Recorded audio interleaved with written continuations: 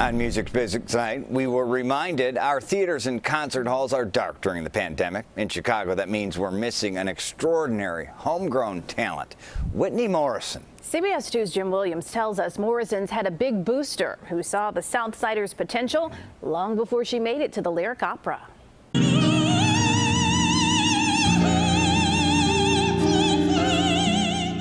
In her highly acclaimed performances, soprano Whitney Morrison has her sights set on the entire venue. They got to hear you in the back row, you know, and even more so, they have to understand what you're saying all the way that far, a block and a half away, really. From any distance, Morrison has captivated audiences, from church pulpits to the lyric opera of Chicago.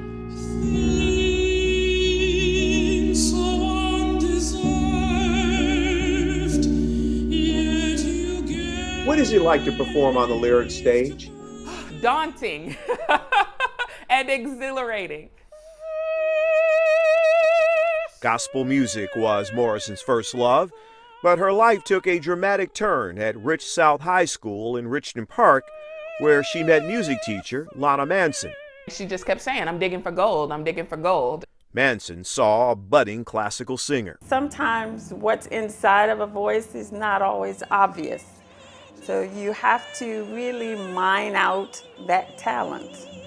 But I heard something immediately. Morrison enhanced her studies at the Musical Arts Institute, founded by Lana Manson and her husband Michael.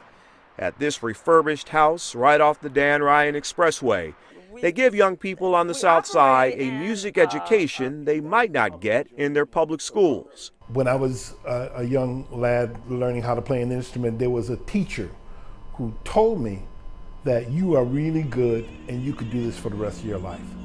Well, there are 1,200 kids that we teach that we want to tell that same message to. The message to Morrison was that an African-American girl could indeed embrace classical music. So there was a lot of peer pressure for her. There were many days she came in my office in tears. You know, people call me weird. I'm singing opera, and you've got me singing in Italian. If you're in classical music, you know, you're not going to get the peer pressure here.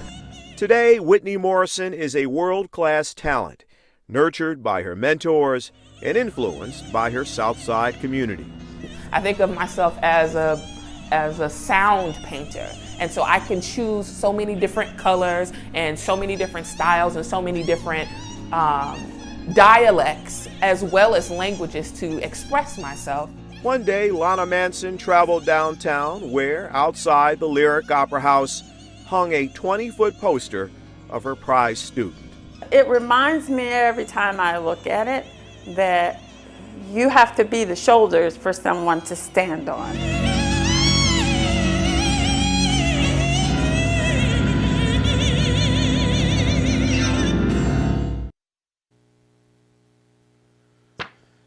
You can see why Dan Novak of the Lyric Opera of Chicago calls Whitney Morrison an incredibly talented artist. She has worked hard, bachelor's degree, master's degree, mastered different languages, and she has managed Erica and Brad to stay busy during the pandemic. She has a podcast called The Artist Sanctuary.